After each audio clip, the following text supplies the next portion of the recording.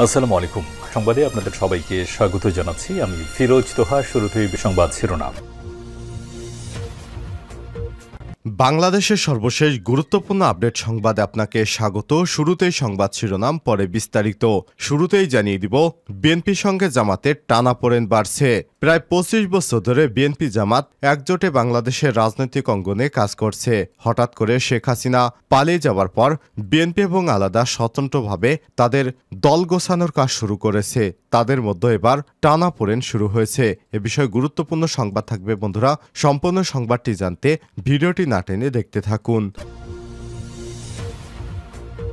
এরপর জানিয়ে দিব, হবিগঞ্জে দুই পক্ষের সংঘর্ষ, নিহত এক। এদিকে ঢাকা অবরোধের হুমকি দিল সনাতন অধিকার মঞ্চ। হিন্দুদের উপর অত্যাচার এবং নিপীড়ন বন্ধের অভিযোগ করেছেন তারা। গতকাল রাতে তারা মশাল মিছিল করেছেন। তারা জানিয়েছেন, হিন্দুদের উপর অত্যাচার হলে আগামী ২-১ দিনের মধ্যে তারা ঢাকা অবরোধের হুমকি দিয়েছে। তারা মার্চ টু ঢাকা কর্মসূচির ঘোষণা দিয়েছে। জানিয়ে দিব, সমাজ কল্যাণ মন্ত্রীর আশীর্বাদে মিজানের সম্পদের পাহাড়। দুর্নীতির অনুসন্ধান। সাবেক সমাজ কল্যাণ মন্ত্রীর আশীর্বাদে একজনের সম্পদের পাহাড় গড়ার খবর পেয়েছে দুর্নীতি দমন কমিশন দুদক।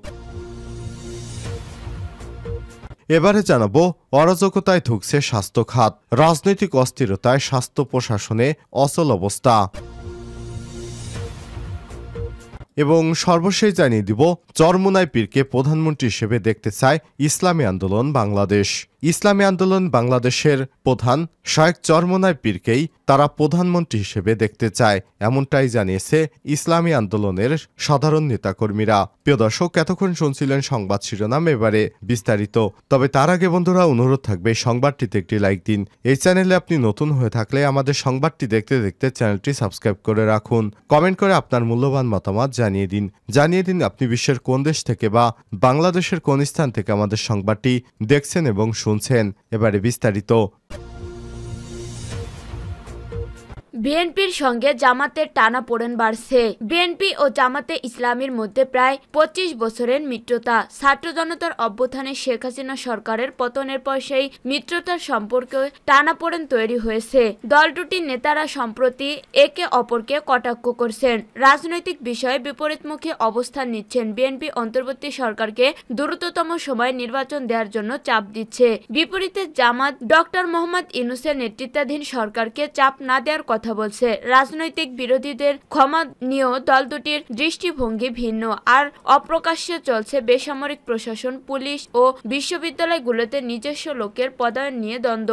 বিশ্ববিদ্যালয় ও কলেজগুলোতে অবস্থান সুসংহত করা নিয়ে ছাত্রদলের সঙ্গে ইসলামী ছাত্র শিবিরের বিরোধও অনেকটা প্রকাশ্যে। বিএনপির ধারণা, অন্তর্বর্তী সরকারের কাছ থেকে বেশি সমর্থন পাচ্ছে জামাত। অবশ্য দুদলের কয়েকজন নেতা মনে করেন, মাঠে আওয়ামী লীগ না থাকায় গণতন্ত্রের সাথে বিএনপি ও জামাতের মধ্যে প্রতিযোগিতা থাকা জরুরি। নয়তো জাতীয় পার্টি যেভাবে আওয়ামী লীগের গৃহপালিত বিরোধী দল পরিণত হয়েছিল, সেই অবস্থার উদ্ভব হতে পারে। আওয়ামী লীগকে ঠেকাতে ১৯৯৯ সালে জামাতের সঙ্গে জোট বাঁধে বিএনপি। ২০০১ সালে জোটবদ্ধ নির্বাচন করে সরকার গঠন করে। সম্পর্কে উত্থান পতন হলেও জোট ভাঙেনি। ২০১০ সালে ৭১-এ মানবতা বিরোধী অপরাধের অভিযোগে জামাত নেতাদের বিচার শুরু হলে দলটিকে ছাড়ার জন্য বিএনপির ঘরে বাইরে চাপে পড়ে। তবে বিএনপির শীর্ষ নেতৃত্বের অবস্থানের কারণে জোট ভাঙেনি। আবার মতবিরোধী অপরাধের বিচার ইস্যুতে জামাতের পাশেও দাঁড়ায়নি। ২০১৩ থেকে ২০১৫ সাল পর্যন্ত তৎকালীন সরকারের বিরুদ্ধে জোটবদ্ধ আন্দোলন করে বিএনপি ও জামাত। ২০১৮ সালের নির্বাচনে নিবন্ধন হারানো জামাতের নেতারা বিএনপির প্রতীকে প্রার্থী হন। রাতে ভোট খ্যাত ওই নির্বাচনের পর দুদলের সম্পর্ক ভাটা পড়ে। ২০২২ সালে দুদল আনুষ্ঠানিকভাবে জোট ভেঙে দিয়ে যুগপৎ আন্দোলনে নামে। তবে ধরপাকড়ে বিএনপির পাশে থাকছে না অভিযোগে যুগপৎ আন্দোলন থেকে সরে যায় বিএনপি। পরের বছরের অক্টোবর ফের যুগপৎ আন্দোলন ফেরে।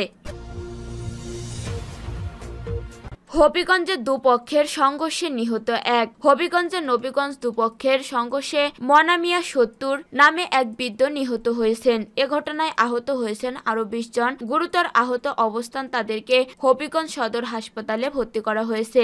পুলিশ ও স্থানীয় সূত্রে জানা যায়, আধিপত্য বিস্তার কেন্দ্র করে দীর্ঘদিন ধরে নবগঞ্জ উপজেলার মোস্তাফিজুর গ্রামের তকমত উল্লার ছেলে সাবেক ইউপি সদস্য সাপু আলমের সঙ্গে মনমিয়ার বিরোধ চলে আসছিল। এরই জের ধরে শুক্রবার ৬ আগস্ট দুপুরে সাপু আলম ও মনমিয়ার লোকজন দেশীয় অস্ত্রশস্ত্র নিয়ে সংঘর্ষে জড়িয়ে পড়ে। সংঘর্ষে প্রতিপক্ষের ফিকলের এক ধরনের দেশীয় অস্ত্র আঘাতে বৃদ্ধ মনমিয়া নিহত হন। এ সময় অন্তত ২০ জন আহত হন। আহতদের সিলেট ওসমানী মেডিকেল কলেজ হাসপাতাল ও হবিগঞ্জ সদর হাসপাতালে ভর্তি করা হয়েছে। খবর পেয়ে নবীগঞ্জ থানা পুলিশ ঘটনাস্থল পরিদর্শন করেন। নবীগঞ্জ থানার ওসি মাসুক আলী নিহতের সত্যতা নিশ্চিত করে জানান, আধিপত্য বিস্তারকে কেন্দ্র করে দুপক্ষের মধ্যে দীর্ঘদিন ধরে বিরোধ চলে আসছিল। এরই জের ধরেই সংঘর্ষ হয়। পুলিশ হত্যাকাণ্ডে জড়িত ব্যক্তিদের বিরুদ্ধে ব্যবস্থা নিচ্ছে।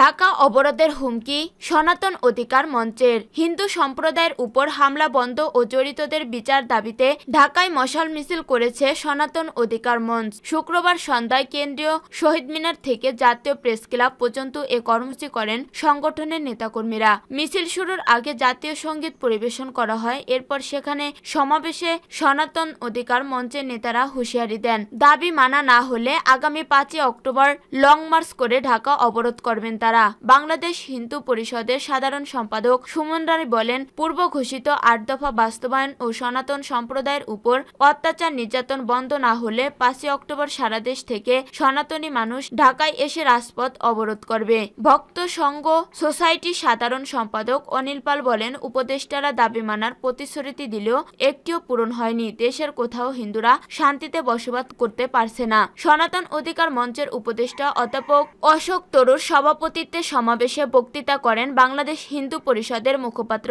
সাজন কুমার মিশ্র, ভক্ত সংঘের সভাপতি শান্তি রঞ্জন মণ্ডল, মোহন সরকার প্রমুখ। সনাতন সম্প্রদায় ৮ দাবির মধ্যে রয়েছে সরকার পতনের পর থেকে সংখ্যালঘুদের উপর হামলার ঘটনার বিচার, দ্রুত বিচার ট্রাইব্যুনাল করা, সাম্প্রদায়িক সহিংসতা ক্ষতিগ্রস্তদের ক্ষতিপূরণ ও পুনর্বাসনের ব্যবস্থা, সংখ্যালঘু সুরক্ষা আইন প্রণয়ন, সংখ্যালঘু বিষয়ক মন্ত্রণালয় গঠন, দেবত্রার সম্পত্তি পুনরুদ্ধার ও সংরক্ষণ আইন প্রণয়ন, দুর্গাপূজায় ৫ দিনের ছুটি ইত্যাদি।